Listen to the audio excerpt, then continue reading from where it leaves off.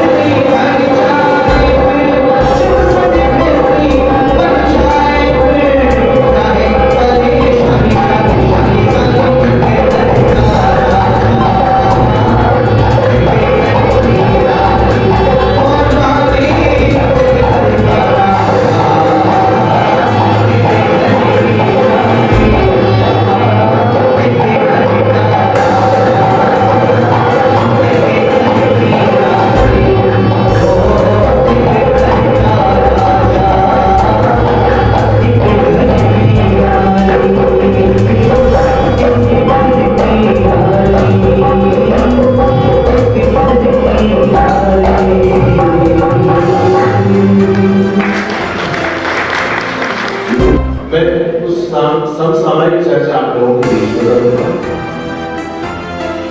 कल मैंने आप लोगों के बीच में श्री दयानंद आर्य समाज ने जो विशेष कार्य किए उनकी चर्चा आप लोगों के बीच में की। आज फिर मैं उसी विषय को आपके बीच में लेता हूँ, क्योंकि मैंने जहाँ तक देखा है घूम घूम करके पूरे देश और दुनिया में, तो इस बात समझ में आई कि जब तक हम मेरी विचारधारा का प्रचार नहीं करेंगे तब तक कोई मानवता बचने वाली है। और व्यक्ति विचारधारा की जीवन में तो आज जीवन में उसका किसी ने उद्घोष किया, उसका प्रचार किया तो स्वामी दयानंद सरस्वती ने किया। तो ऋषि दयानंद जी महाराज की सेवा को सिर्फ विकल्प में नजर आता ही है। समस्या का समाधान यदि संभव है तो आज समाज के झंडे के नीचे संभव है, बाकी संभव है ही नहीं। अगर आप बचना चाहते हो, अपनी संतानों को, अपनी संस्कृति को, धर्म को बचाना चाहते हो, तो आपको आज समाज के झंडे के नीचे ही आना पड़ेगा। दूसरा कोई ऑप्शन नहीं बनना हो, ये बात आपको विचार लेनी चाहिए बहुत अच्छी तरह से। गॉड ने बनाया, हमारी बाइबल भी गॉड ने बनाई, तो भाई जब गॉड ने कैसा संसार बनाया वैसा बाइबल में लिखना चाहिए नहीं लिखना चाहिए? धरती बनाने को बाइबल में किया करती, और जब साइंटिस्टों ने इसको खोज किया, इसको देखा तो उन्होंने ये तो धर्म के विपरीत बात है। धरती जब कैलोरी ने घोषणा की, इनका विरोध किया, तो निर्णायक लोगों ने विद्या के शत्रुओं ने उसको फांसी पर लटका दिया, सूली पर लटका दिया, मार दिया उसको। और न केवल कैलोरी को मार दिया, बल्कि इस सिद्धांत को बढ़ाने वाले बहुत सारे मार्टर लोगों को इस्लामी मुल्कों में मार दिया। बोले तुम हमारे धर्म के विपरीत जाते हो, लेकिन हमारा देश तो स्पष्ट है। इन लोगों को आज तक ये लोग कंफ्यूज है, धर्म की बात मानेगा, आप साइंस की बात माने, इसके पास कोई तर्क नहीं है। आज तक लोग नहीं जान पाए धरती चक्री है, बोर्ड है, लेकिन हमारे यहाँ कक्षा 6 का विद्यार्थी इस बात को जानता है। जब हम कक्षा 6 में आते हैं तो वहाँ एक पुस्तक लगती है जिस तरह भूगोल, और भूगोल का मतलब है पूरे पृथ्वी कैसी है, गोल है। हमारे यहाँ कक्षा 6 का विद्यार्थी जानता है, क्यों जानता है? क्योंकि ये ऋषि संतों सिद्धों की भूमि है, उनका नाता वेदों से रहा है, और वेद में सब कुछ है। अपनी फैकल्टी का साइंस वेदों के अंदर साइंस के सारे सिद्धांत विद्यमान है। मानव वेद केवल रोटी चावल चढ़ाने के लिए नहीं है, वेद केवल पूजा पाठ के लिए नहीं है, वेद में संपूर्ण नॉलेज है।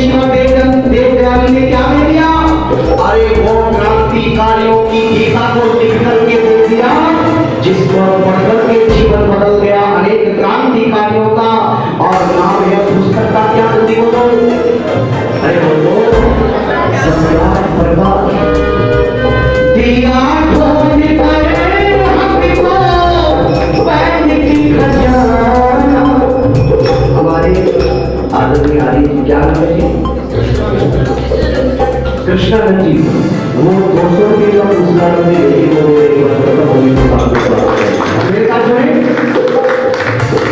दिया भूमि पर हमको वैसी दिखा जाना मगर हमें करते पीते गंधों को मारना मगर हमें करते पीते गंधों को मारना लिखी जिसने होता वह परे तो भी कहानी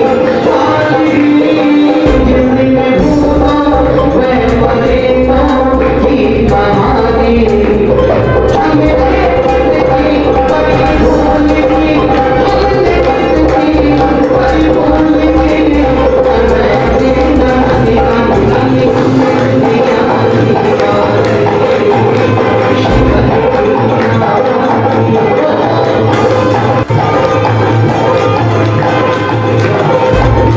आनंद ने पीछे बोल दो गले से लगाया दयानंद ने एक माता जी का बेटे आप तो आप चले जाओगे फिर कब मिलोगे मैंने कहा वो मास्टर में बताऊंगा मैं कब मिलूंगा ये मिलने चार दिन का था हमारा तुम्हारा मिलने चार दिन का था हमारा तुम्हारा रही जिंदगी मिलेंगे दोबारा रही जिंदगी मिलेंगे दोबारा मिलने चार दिन का था हमारा तुम्हारा मिलने चार दिन का था हमारा तुम्हारा माते पिता और भाई बहना माते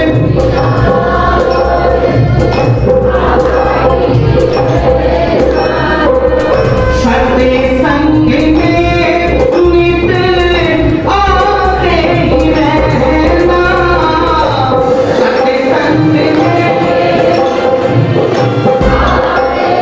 रहना यही आपसे बस कहना हमारा यही आपसे बस कहना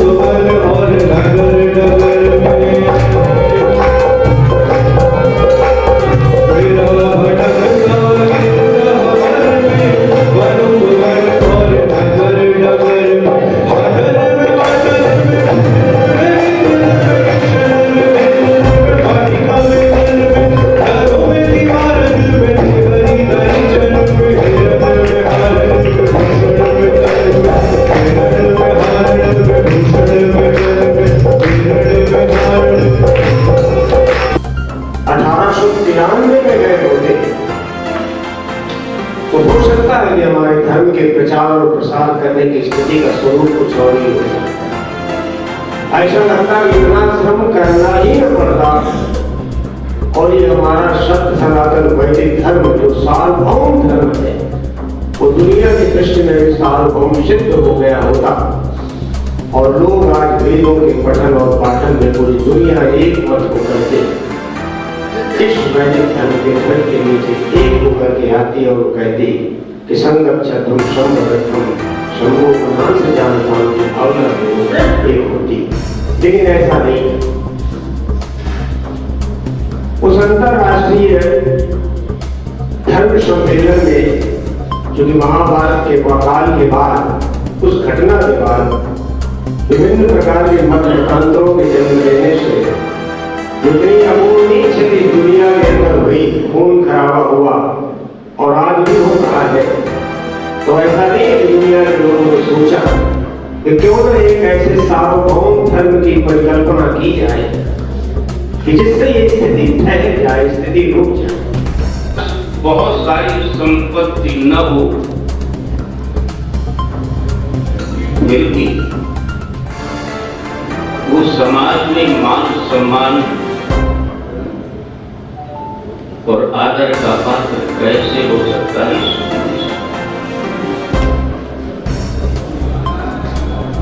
शास्त्र कहते हैं करे श्लाघ्य त्याग। पहली चीज है कि जिसके हाथों में प्रशंसनीय त्याग हो तो बहुत सारा धन न होते ही समाज का सिरमौर हो जाता है। ये एक प्रश्न उठता है, क्या त्याग स्वयं में प्रशंसनीय नहीं? क्या त्याग शब्द के साथ प्रशंसनीय शब्द जोड़ना आवश्यक? हाँ, आवश्यक। कोई भी व्यक्ति गलत रास्ते से बहुत सारा धन कमा करके अगर किसी शुभ कार्य में थोड़ा सा देता भी तो भी वो प्रशंसनीय नहीं होता। संध्या आंख खोल करके भी की जाती है। यदि आप पब्लिक प्लेस पर बैठे हुए हैं, रेलवे स्टेशन पर, बस स्टैंड पर बैठे हैं, भीड़ भरे बाजार में बैठे हुए हैं और आप यदि आप वहां संध्या करने के लिए आंखें बंद कर लेते हैं तो आपका सारा धूल हड्डी गायब हो सकता है।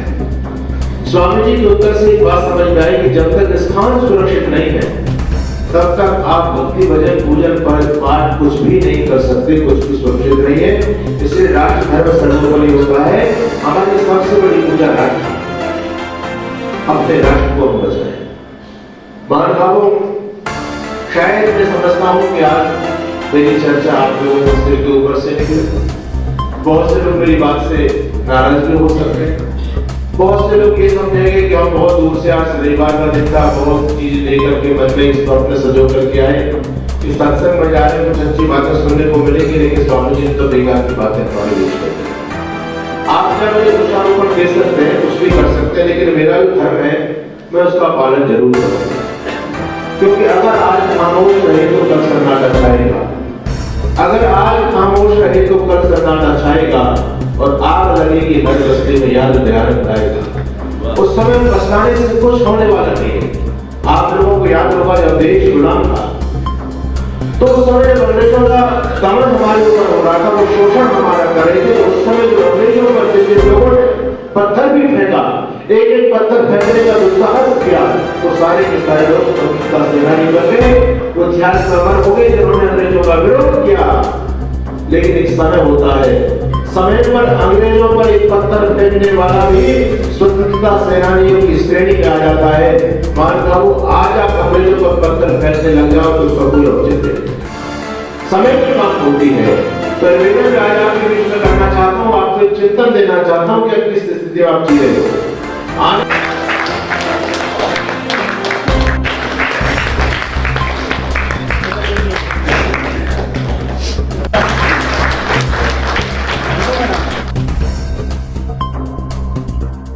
नमस्कार। नमस्कार, मैं अर्चना और आप देख रहे हैं हंगामा टाइम्स। हंगामा टाइम जिस तरह से आपको दिखा रहा है कि आर्य समाज में जिस तरह से महर्षि दयानंद सरस्वती जी की 200वीं जयंती मनाई जा रही है, तो वहीं पे आज हम आपको लेकर के आर्य समाज आदर्श नगर में लेकर के आए, जहाँ पे आप स्क्रीन पे देख रहे होंगे।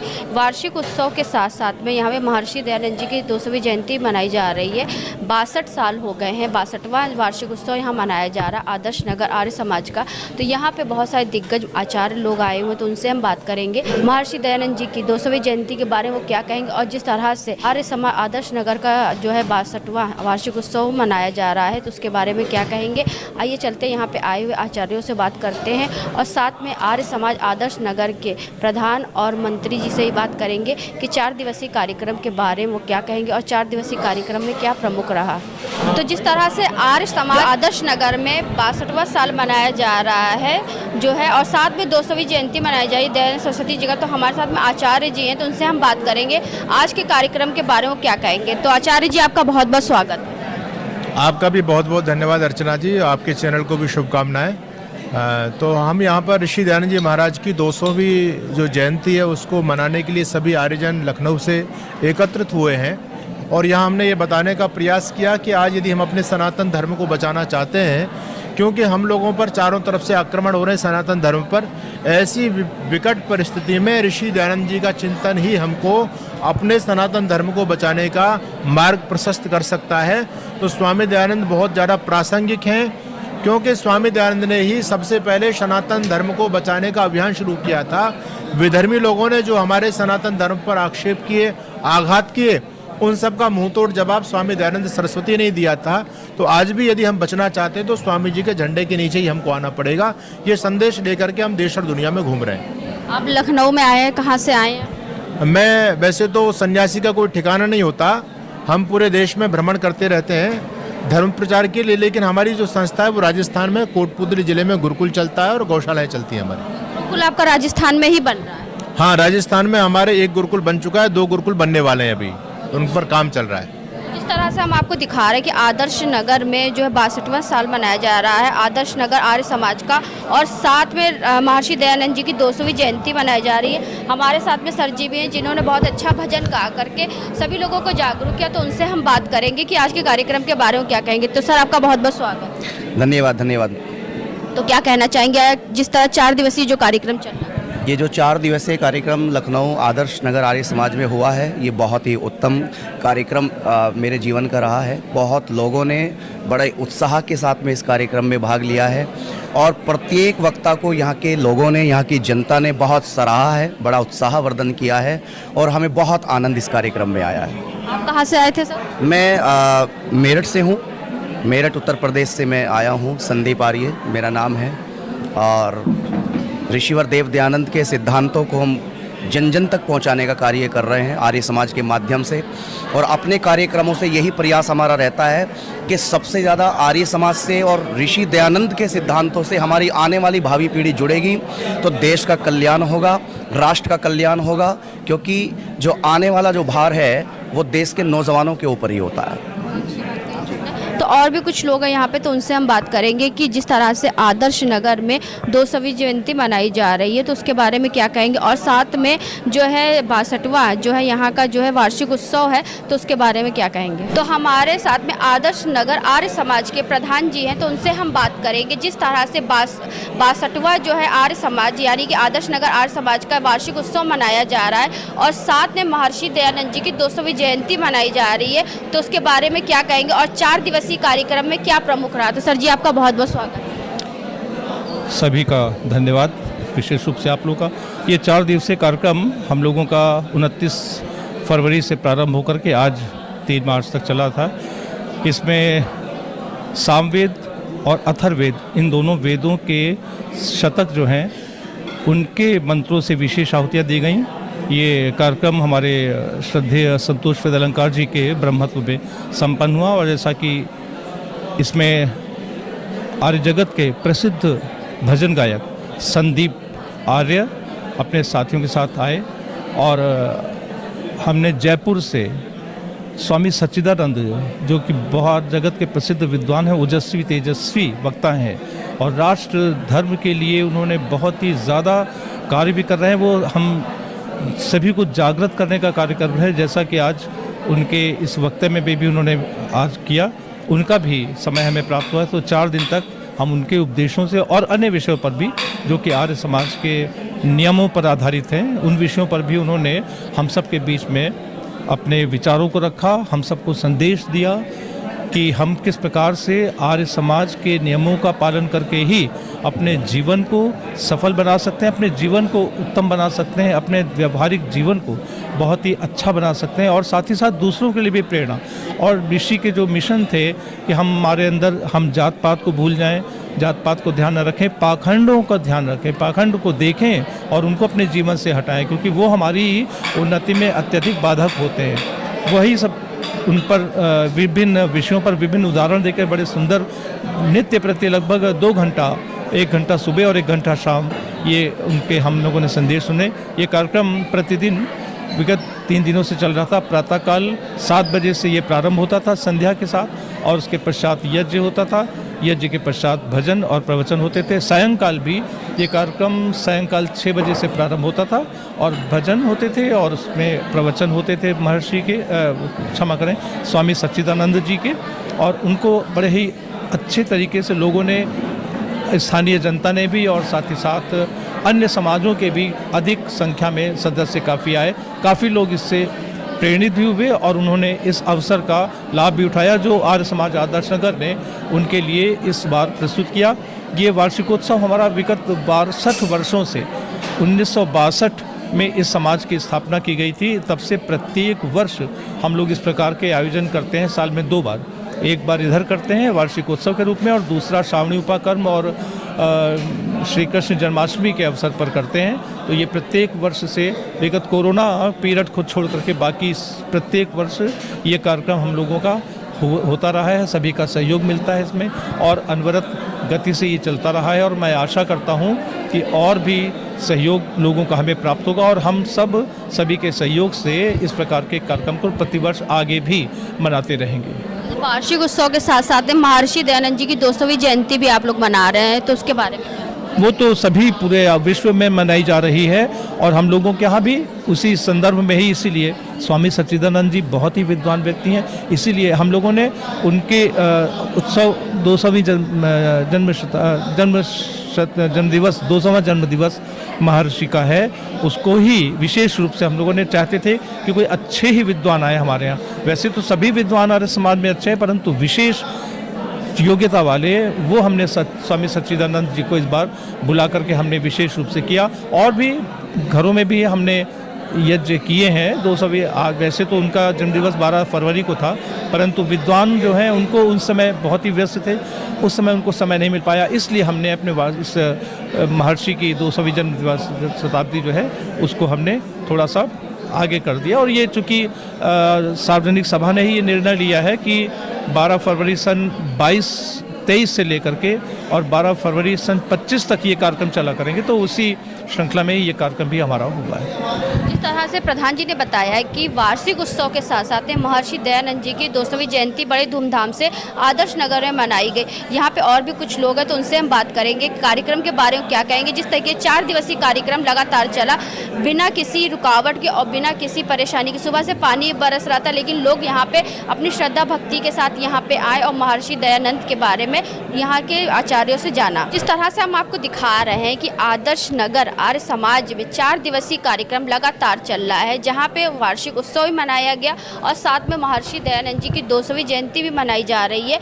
तो हमारे साथ में मंत्री सतीश जी हैं, तो उनसे हम बात करेंगे कार्यक्रम की रूपरेखा के बारे में और कहाँ से आचार्य लोग आए हुए थे। तो सर आपका बहुत बहुत स्वागत। जैसा कि अभी बताया इन्होंने कि हमारा आर्य समाज आदर्श नगर का वार्षिक उत्सव 29 फरवरी, 1, 2 और 3 मार्च तक चला। काफ़ी प्रयासों के बाद उच्च कोटि के विद्वान जो कि जयपुर से स्वामी सच्चिदानंद जी तथा मेरठ से भजनोपदेशक हमारे संदीप आर्य जी यहाँ पर पधारे थे और उनके सहयोगी भी साथ में थे। हमने 3 महीने पहले से इसी रूपरेखा बनाई और इसका उद्देश्य ये था कि जन जन में वैदिक विचारधारा का प्रसार हो और साथ ही साथ चूँकि महर्षि दयानंद सरस्वती के 200 वर्ष जन्म दिवस के हो रहे थे, तो वो भी शताब्दी मनानी थी। हालांकि वो 12 फरवरी को थी, लेकिन चूँकि 12 फरवरी को हमें उच्च कोटि के विद्वान ऑलरेडी दूसरी जगह पर व्यस्त थे, और जब इनके पास टाइम हुआ तो उसके हिसाब से हमने अपने इस वार्षिक उत्सव को उनके टाइम अवेलेबिलिटी के हिसाब से रख दिया। और उसका ये प्रभाव हुआ कि हमारे इस समाज में समाज की छवि भी अच्छी रही, और साथ ही साथ जितने भी आगंतुक इस स्थानीय क्षेत्र में जितने भी आर्य समाजें थीं, वो अपने पदाधिकारी, सदस्य तथा स्थानीय जो विशेष प्रभुत्व वाले थे, व्यक्तित्व थे, वो सब यहाँ पर पधारे। और उनका सबका जहाँ स्वागत किया गया, वहीं उन लोगों ने आध्यात्मिक और राष्ट्रीयता के विचार में सुंदर विचार सुने, के बारे में सुंदर विचार सुने और लाभान्वित हुए। और ये सभी ने अनुभव किया कि निसंदेह जो कुरीतियाँ, जो बुराई हम सब के समाज में फैली हुई है, उससे हम उऋण हों, और उसकी ओर अंकित किया स्वामी सच्चिदानंद जी ने। और हम सभी ने उस प्रभुत्व का, आदरणीय स्वर्गीय जो हमारे महर्षि थे, उनके व्यक्तित्व के ऊपर भी विचार किया गया, और साथ ही साथ ये भी संकल्प लिया गया कि उनके बताए हुए मार्ग को हम लोग अपने जीवन में अपनाएं, वेदों की ओर चलें, और इस मानव चोले को सार्थक करने के लिए सदैव तत्पर रहें। क्योंकि ये हमारे विद्वान आकर हम लोगों का मार्ग प्रशस्त करते हैं, यदि हम उनको अपने जीवन में अंगीकार करते हैं तो निसंदेह हम सबके जीवन का उन्नति होती है, और हम सब जिस उद्देश्य के लिए परमात्मा ने सर्वश्रेष्ठ मानव चोला दिया है, उसको हम प्राप्त करने में सफल हो जाते हैं। दूसरा सबसे मुख्य विषय ये भी था कि राष्ट्रीय एकता को हम कैसे बनाएं, राष्ट्र हमारा संपन्न कैसे हो, और हम राष्ट्र विरोधी ताकतों का कैसे सामना करें। क्योंकि राष्ट्र है तो हमारा जन है, और राष्ट्र नहीं है तो हमारा न देश रहेगा, ना जाति रहेगी, ना मानवता रह जाएगी हमारी। इसलिए इन सब चीज़ों का प्रसार और प्रसार करने के दृष्टिकोण से भी इसका आयोजन किया गया।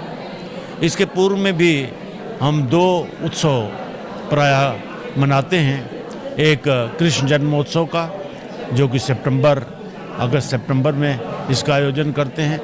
उस कार्यक्रम को श्रावणी उपाकर्म कहा जाता है। और ये जो वार्षिक उत्सव है, ये ज़्यादातर महर्षि दयानंद सरस्वती के जन्म दिवस को लेकर हम मनाते हैं। और सबसे बड़ी बात ये होती है कि हम अपने समाज को इन्हीं उत्सवों के आयोजन से जागृत करते हैं। क्योंकि कई कमियां हम सब के बीच में सुस्ती के कारण, आलस के कारण, अविद्या के कारण स्थापित हो जाती हैं, जिनका निराकरण इन उत्सवों के माध्यम से होता है। और साथ ही साथ एक दूसरे के साथ सहयोग की भावना का भी प्रादुर्भाव होता है, जिसके माध्यम से हम सभी एकजुट होकर एक दूसरे के साथ भाईचारा और आध्यात्मवाद का प्रचार और राष्ट्र के प्रति सजग रहने का संकल्प करते हैं। और इस दृष्टिकोण से मैं समझता हूँ कि ये जो कार्यक्रम हमारा आज संपन्न हो रहा है, इसमें अच्छी संख्या में लोगों ने भाग लिया। और हमारे इस कार्यक्रम में आए हुए विद्वानों का बहुत ही योगदान रहा, उनकी सराहना की। उन्होंने बड़ी अच्छी अपनी छाप छोड़ी, जो कि दूसरे समाजों के लिए भी एक आदर्श महसूस की गई। हमारे अन्य विद्वान जो स्थानीय थे, उन्होंने हर प्रकार के सहयोग दिया।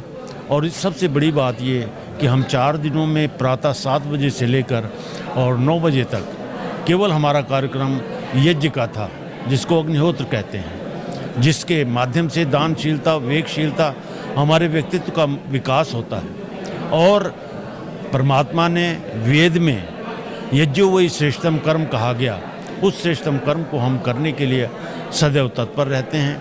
हमारे इस समाज में प्रतिदिन सुबह 7:30 बजे से लेकर 9 बजे तक दैनिक कार्यक्रम यज्ञ के रूप में किया जाता है, जिसमें सुंदर आहुतियाँ, तत्पश्चात वेद पाठ और भजन ये हम प्रतिदिन करते हैं। रविवार को, प्रत्येक रविवार को हमारे यहाँ विद्वान आमंत्रित हैं, उनका निश्चित टाइम है, वो आते हैं और हमारा ये कार्यक्रम 7:30 बजे से लेके 10 बजे तक चलता है, जिसमें 1 घंटे का प्रोग्राम केवल हमारे विद्वान जो आते हैं, जो प्रवक्ता होते हैं, उनके विचारों को हम सब सुनकर अपने जीवन को सार्थक करने का प्रयास करते हैं। हमारे आज समाज का सिद्धांत ही ये है कि हम केवल अपनी ही उन्नति में उन्नत ना समझें, अपितु अपनी सामाजिक सभी की उन्नति के लिए हम सब तत्पर रहें, ताकि सभी का जीवन सार्थक हो सके। और जैसे कि वेद में मनुर्भव कहा गया, हम अपने आप को मानव कहलाने के लायक बन सकें, ऐसे गुण हमारे जीवन में आने चाहिए, और जो कि केवल और केवल वेद के विद्युतजन हम सबको इसके लिए मार्ग प्रशस्त करते हैं। तो हम सब जहां उनके आभारी हैं, वहीं यहाँ उपस्थित सभी आर्यजनों का, जिन्होंने हमको सहयोग किया, यहाँ पर आए, उन्होंने श्रवण किया, सभी का आभार व्यक्त करते हैं और इस चैनल को भी धन्यवाद देते हैं। तो बाहर से आए हुए आचार्य से तो हमने बात करी, साथ में यहाँ पे हमारे साथ में आचार्य रूपचंद दीपक जी जुड़ रहे हैं, तो उनसे हम बात करेंगे कि आज जिस तरह से 4 दिवसीय कार्यक्रम जो चल रहा है 29, 1, 2 और 3 को, तो आज समापन है, तो आज के कार्यक्रम के बारे में क्या कहेंगे, और जिस तरह से वार्षिक उत्सव के साथ साथ में महर्षि दयानंद जी की 200वीं जयंती मनाई जा रही है। तो सर, आपका बहुत बहुत स्वागत। नमस्ते। ऋषि दयानंद के जन्म को 200 वर्ष पूरे हो रहे हैं, तो इस उपलक्ष्य में भारत भर में अनेक स्थानों पर बड़े बड़े कार्यक्रम और सम्मेलन आयोजित हो रहे हैं। लखनऊ में भी एक सम्मेलन तो 9, 10, 11, 12 फरवरी को डीएवी कॉलेज में हुआ था। यहाँ लखनऊ के आलमबाग में आर्य समाज आदर्श नगर बना हुआ है, ये प्रतिवर्ष अपना वार्षिक उत्सव करता है। तो इस बार उन्होंने अपना वार्षिक उत्सव ऋषि दयानंद की उस तिथि के आसपास 12 फरवरी के आसपास, लेकिन और स्थानों से अलग समय चुन करके, और ये 29 फरवरी, 1 मार्च, 2 मार्च और 3 मार्च को रखा। तो प्रतिवर्ष उत्सव होना चाहिए, ये भी भावना थी, और ऋषि दयानंद का 200 वर्ष पूरा होने का जो हर्ष का समय है वो भी मनाना चाहिए, इस कारण भी ये उत्सव रखा। तो आज ये कार्यक्रम समाप्त हो गया है, और जो डीएवी कॉलेज में सम्मेलन हुआ था, आर्यावर्त वेद सम्मेलन, उसकी आज समीक्षा बैठक भी है, ये भी इसी स्थान पर है। तो यहाँ पे लखनऊ भर के लोग आए थे, उन्होंने ऋषि दयानंद के प्रति श्रद्धांजलि अर्पित की। ऋषि दयानंद का भारतीय समाज में जो योगदान है और भारत की स्वतंत्रता प्राप्ति में जो योगदान है, और जो विद्वानों को और देशभक्तों को उन्होंने प्रबल प्रेरणाएं दी हैं, लाला लाजपत राय को,